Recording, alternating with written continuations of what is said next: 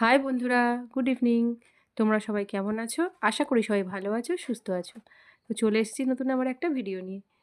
তো আজকের কিছু মনে করো না, গলার সাউন্ডটা একটু খারাপ, বিকজ আমার খুব ঠান্ডা লেগেছে, সেই কারণের জন্য।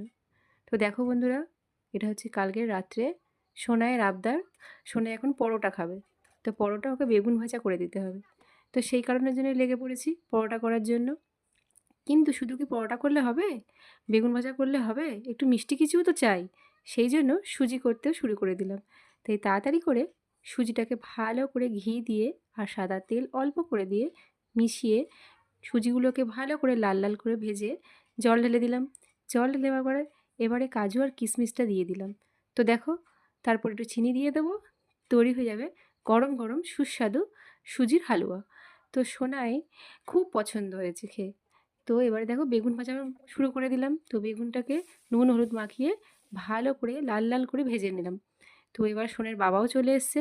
তো প্রতিদিন তো সোনাই খেয়ে বলে কেমন হয়েছে খেতে। আজকে সোনার বাবাকে দিলাম। সোনার বাবা খেয়ে বলল খুব দারুণ খেতে হয়েছে। তো কেমন লাগলো ভিডিও বন্ধুরা? আশা করি তোমাদের খুব ভালো লেগেছে। একটু কমেন্ট করে জানিও, একটা লাইক একটা সাবস্ক্রাইব করে দিও। Tata, bye bye.